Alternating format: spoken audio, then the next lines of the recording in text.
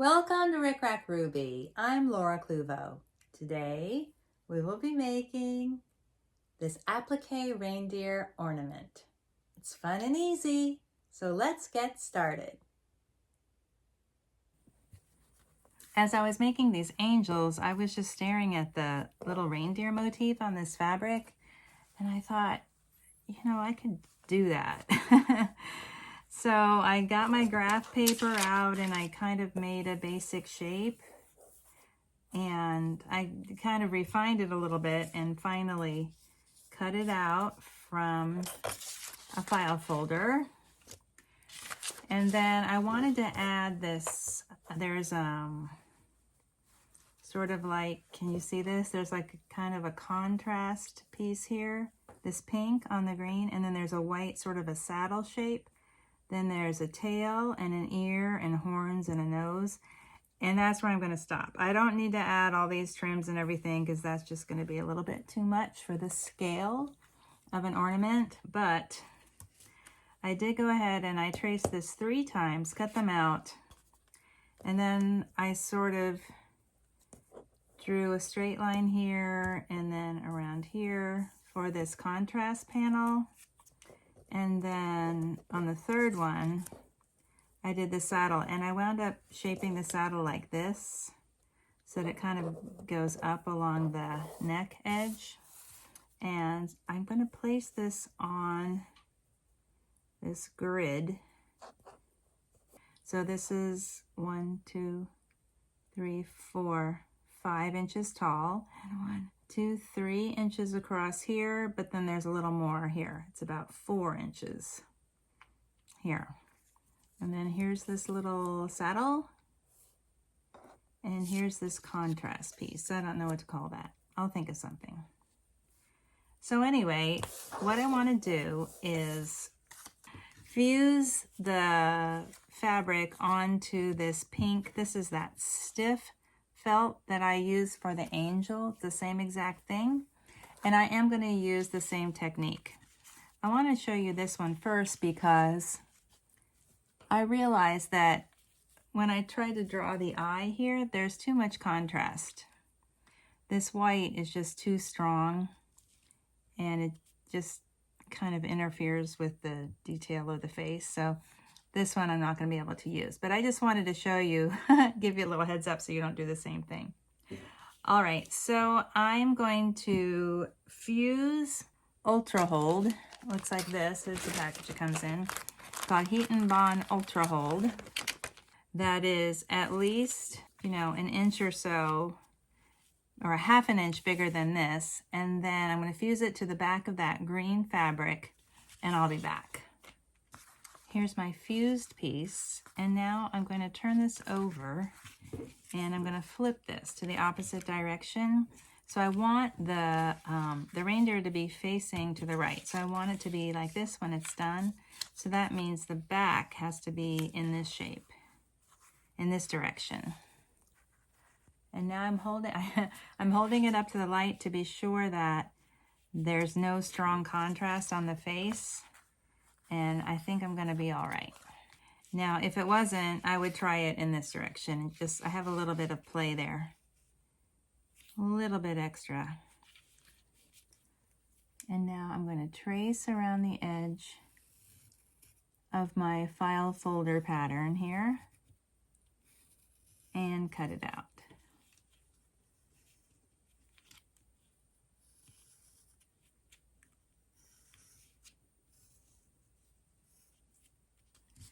Now the first one I made, I embroidered the eye after I fused it to the pink felt.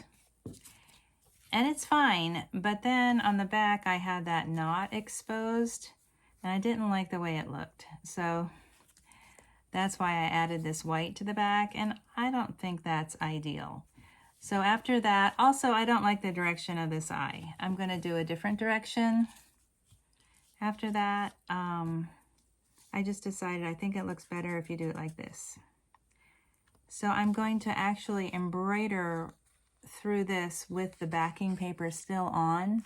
And I have 3 strands of black floss. This is just 2 straight stitches. slanting down about 1/4 of an inch long. What I'm going to try to do is to reinsert my needle exactly into that same hole and just stack another stitch right on top of it.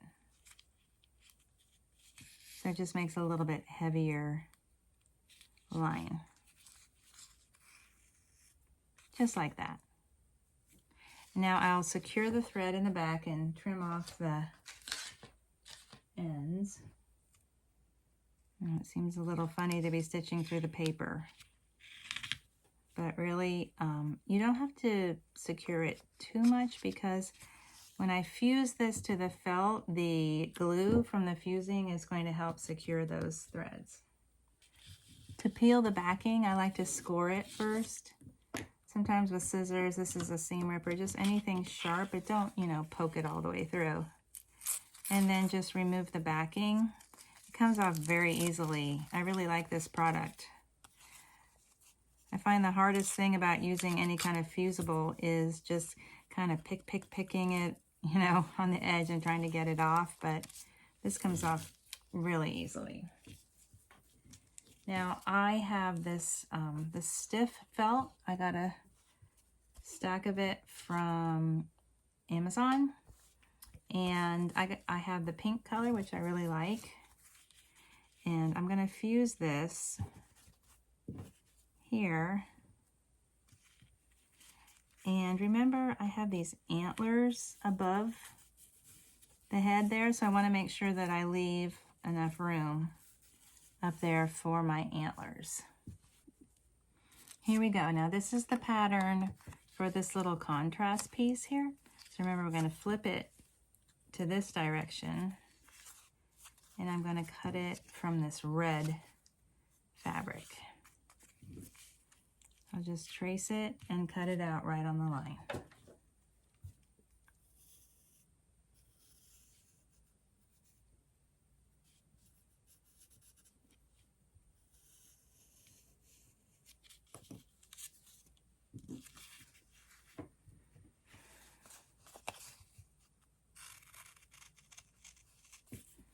That will look like that, which is good. I had to redraw this a few times because, okay, like this one, see how it goes all the way down to the bottom and there's no space there? It was tricky to get the stitching on this part and on this part. They sort of interfered. So I figured I would give a little gap there, and that works out. So I'm scoring and folding back. It's kind of like a crack and peel on a name tag. There we go. And I'll place this carefully, about like that, and then I'm going to go and press it. For the little saddle, I'm using this holly print, and I want to remember that here's how it will look, but I'm going to flip it, and I want to center this holly design. I don't think it really matters if the berries are up or down, but I think the first time I made this, it was kind of by accident that I that the holly was centered, and I really like that look. So after that, I try to do it every single time. All right, so this is on the back, and I can see the holly. I know it's probably hard for you to see, but I can see it right here. Then I've already fused a little square of my Heat and Bond Ultra Hold onto the back of the fabric here. And then I trace it with my pencil, and I will cut it out. And I can see that the holly motif is going to be kind of centered. It doesn't have to be perfect. Then I'll score this, peel it, place it, and press it. So here we are. I have the reindeer shape, the contrast panel, and the little saddle all fused, and I've also already embroidered the eye. It doesn't show it all on the back. Now the next step is going to be to do the machine blanket stitch around the edge of all of these pieces. I'm going to use red thread around the saddle first, all the way around, and then white thread around here and around here. I'm just doing a blanket stitch, but it's a triple blanket stitch, so it goes back and forth and back and forth. I really like that. I don't think you need to watch me sew, so I'll just be back when I have all of this outlined. There's no real mystery to it. Just stitch around the edge. I go slow and careful. I usually have the TV on at this point, and I'm just kind of slowly watching the needle go in and out and in and out and trying to keep everything steady. The red decorative stitching around the saddle is complete. And I wanted to say that you can always stitch around with embroidery floss, stitch by hand. You can just do a machine zigzag. You don't have to do this triple thick stitch. You could just do a regular blanket stitch, or, you know, any one of the stitches on your machine would probably be great. So don't feel like you have to get exactly this look. But this is my Bernina B770, and the stitch is the 1310, and I have the length and the width both at 2.5, just in case you want to duplicate that look. All right, so now I'm going to switch my machine to white thread and go around the contrast and around the outline of the reindeer. I've gone around this little contrast fabric. Here's how it looks on the back. And then finally, I'm going to go around the green. Now, the rest of the project is just gluing and cutting. No more sewing. These holly leaves, these are lacquered holly leaves that I got from this place, 32 Degrees North, vintage-ornaments.com. 32 Degrees North is on Etsy. And these are lacquered holly leaves. They come in all kinds of colors. I'm going to just put a line of glue right along the wire on the back of each leaf.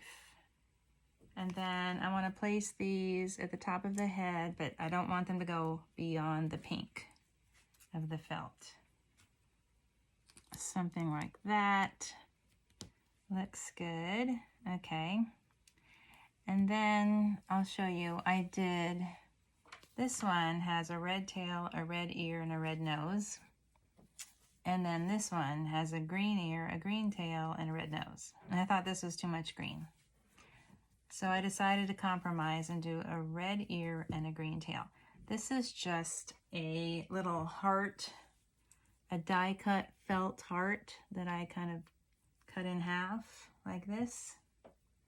And this will be the ear, and this will be the tail, and this little circle. This is like the size of a hole punch, and that'll be the nose. It's just gluing. So I'm going to stick that right there. It's okay if the nose goes out beyond the border of the reindeer. That looks cute too. And then the tail is green. I like the tail to have the fat end, the round end at the bottom, and the pointy end out like that. And then the ear goes in the opposite direction. So the ear has the pointy end against the head.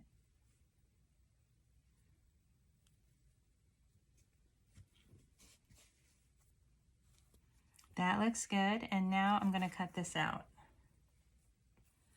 I'll show you, the only thing that's a little bit tricky is just, I don't cut around every little, you know, detail in the antlers. I just kind of give a sort of like a leaf shape, and then everything else is pretty close to the edge.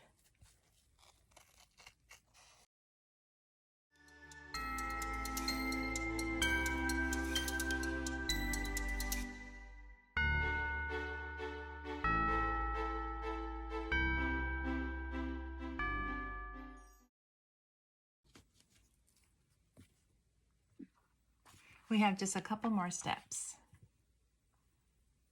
First, I'm going to cut a little baby star from this Timu lace. I know, it's crazy. I got this from Temu, Temu, is that right? Quite a while ago, and I still have plenty. So I'm going to just glue that right over the ends of the holly where they overlap there, just to sort of disguise that.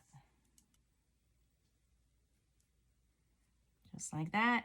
And then I like to just add a little bit of trim. You know, the original fabric design had some trim around the neck here, and so I just thought I'd add a little bit of this. You don't have to. This is not really to conceal anything. It's just a little decoration. Okay, so that is going to be glued right over the edge of that stitching. The only reason that I even did that stitching is because I like the back to be, you know, clean.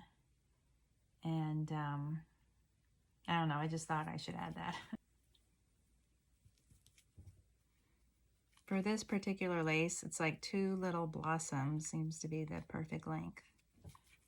I'm gonna touch that up a little bit, glue those little edges down.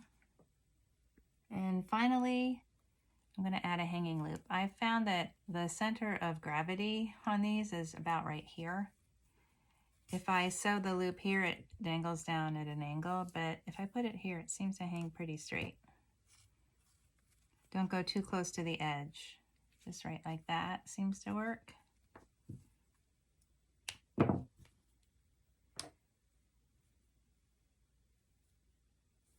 Just tie the ends. I'm using my trusty red and white baker's twine. And there we go, it's done. There's still a little bit of that purple marker showing around the eye, but besides that, it looks pretty good. Thank you for watching my tutorial. If you're enjoying my videos, please like, share, and subscribe.